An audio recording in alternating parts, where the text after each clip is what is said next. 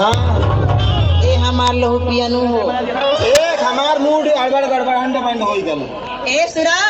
हाँ हम जब छोट सा रहनी ना हाँ छोट सर अरे इतना बड़ा इतना बढ़कर नहीं नहीं नहीं हाँ। तनी से औरी बड़कारा हेत बक हाँ तनी से औरी हेत बक हाँ। तनी से छोट अब जगह वाली बात भइल है हाँ जब हम छोट सा रहनी ना उतना बड़ा हेत तो अरे रहली 2 महीना का हाँ हाँ जब हम 2 महीना के रहली हाँ। तो हमार माई जानतर का करे का करे सुना बताओ तनी का करे बताओ। हमार माई नो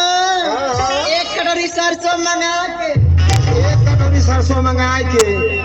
ओके सिली लोड़ा पिसवा के सिलड़ा में पिसवाए के ओके बुकवा बना के लगाए के हमरे भोर दिया लगा दे रे डोंट टच माय देहिया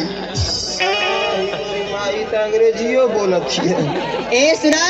करे हम तो पढ़ा लिखल है तो कैसे बोला कि अंग्रेजी तो बोलने लगली रे। जब हमारे भर दिया लगा देना हाँ हाँ है तरे हाँ छुआ मत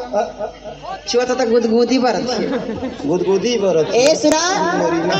जब रे भर दिया लगा देना हाँ हाँ तो हमार माई एक ठे काम औरी करे आवरी का करे तोर माई जब बुकवा सूख जाए सूख जा तो 1 ढक्कन करुआ तेल लेके आवे एक ढक्कन करुआ तेल 1 ढक्कन एक ढक्कन हाउ के पारी पारा देही पे मलत जाए रगड़त जाए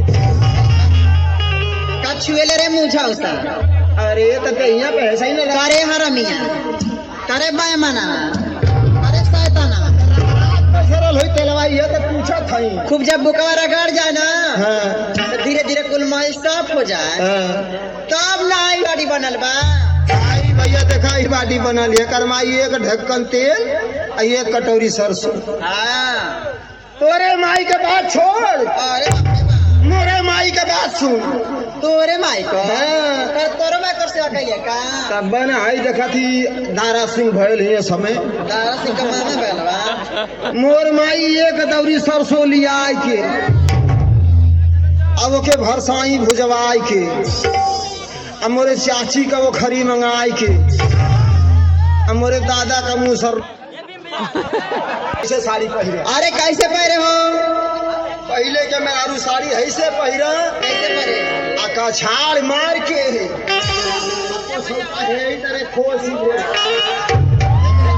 आ जाना थई क्या हो माई हमारे पैसा मिस है हाँ कैसे मिलती यही तरह देख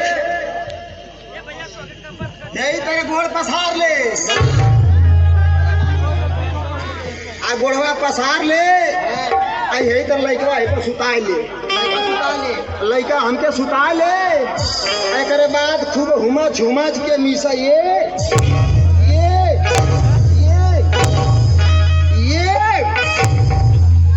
एकरे बाद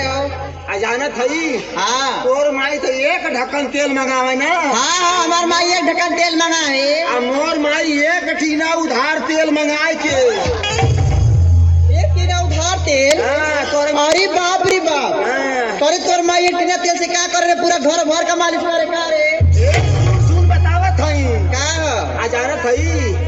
आ जब मीस के बुकौवा छोड़ा देखी ना हाँ तो हे तेरे फुनिया पकड़ के तेल कैसे लगा रे अंगुरिया बोर के तेलवा में अच्छा यही तरह करा ये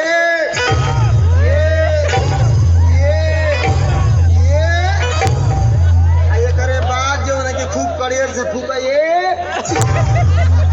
ई बताओ का हो अपने माई के बहुत बढ़िया बता और का हमार माई माई है तोरे माई नहीं का रे लेकिन मोर माई तो छुच्छी में फूका तोर माई कत्थू में ए फूका बा